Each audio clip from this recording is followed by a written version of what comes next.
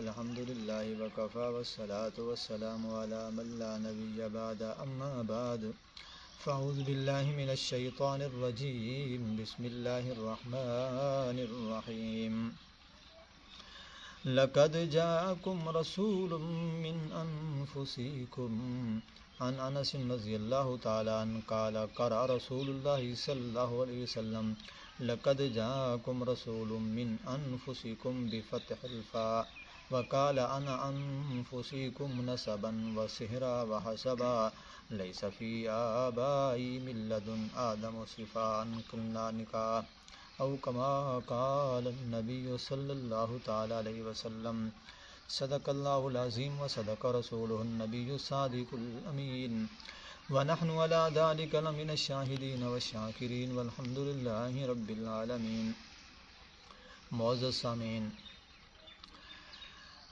آج کی اس ویڈیو میں ہم کوشش کریں گے انشاءاللہ العزیز بالترتیب وہ واقعات سیرت کے امام الانبیاء کے جو حضرات نے قرآن و سنت میں اور ساتھ ساتھ قرآن و سنت کی روشنی میں ساتھ ساتھ سیرت کی کتابوں میں جو جمع کیے ہیں، انشاءاللہ میں وہ آپ کو بحوالہ اور مفصلا مدللا بیان کروں گا۔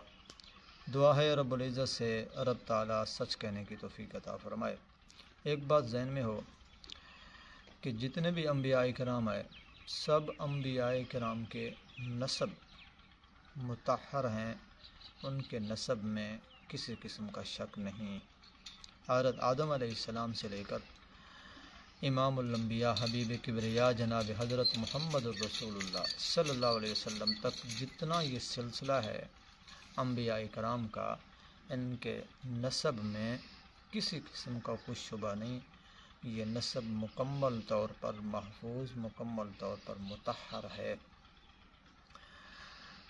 تو میں اس بات کو آہستہ آہستہ آگے جیسے واقعات آتے جائیں گے تو میں آپ کو وہ باتیں شیئر بھی کرتا جاؤں گا۔ میں نے آیات مبارکہ پڑھی ہے اور ساتھ ایک حدیث پڑھی ہے۔ آیات مبارکہ ہے لقد جاءکم رسول من انفسکم۔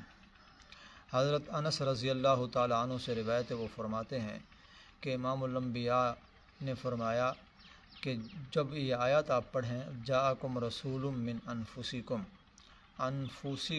انفسکم فا پہ فتح بھی پڑھا ہے انفسکم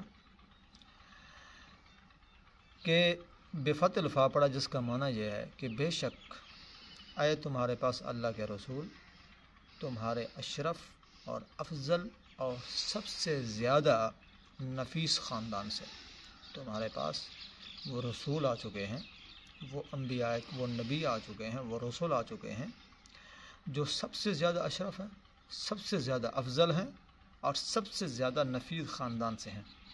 اس آیت کی تلاوت کے بعد آپ نے ارشاد فرمایا کہ میں باعتبار حسب اور نسب کے تم سب سے افضل اور بہتر ہوں۔ انا انفسکم نسبا و سہرا و حسبا، میں تم سب سے زیادہ نسب کے حوالے سے، حسب کے حوالے سے افضل اور بہتر ہوں۔ میرے آباء و اجداد میں حضرت آدم علیہ السلام سے لے کر اب تک کہیں زنا نہیں ہے، کہیں زنا کا شبہ نہیں ہے، سب نکاح ہی نکاح موجود ہیں۔ میرے محترم بھائیوں، میں اس پر تھوڑی سی ریکویسٹ بیان کرنا یہ چاہتا ہوں۔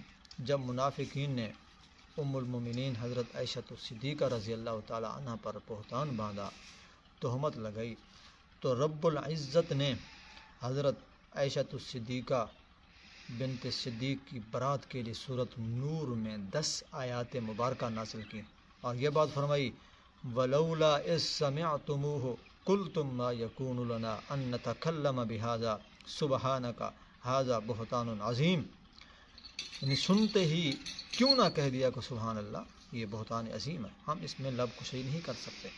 یعنی اے مسلمانوں، تم کو واقعہ افق سنتے ہی فوراً یہ کہہ دینا لازمی تھا کہ سبحان اللہ، یہ بہتان عظیم ہے۔ معاذ اللہ کہ پیغمبر کی بیوی کہیں فاجرہ ہو سکتی ہے؟ پیغمبر کی بیوی تو عفیفہ اور طاہرہ ہے۔ تو اس بات کی گواہی خود رب نے دے دی۔ پتہ یہ چلا کہ جتنے بھی انبیاء کرام ہیں ان سب انبیاء کرام کا نسب مطہر ہوتا ہے۔ امام الانبیاء کا نسب اعلیٰ افضل اور مطہر ہے۔ اس میں کسی قسم کا شک نہیں ہے۔ انشاءاللہ العزیز آپ کو ہر ویڈیو میں جی یہاں سے آ کے جو مسائل جو سیرت کے حوالے سے بیانات ہوں گے انشاءاللہ میں آپ کو بتاتا جاؤں گا۔ دعا ہے رب العزت عمل کرنے کی توفیق عطا فرمائے۔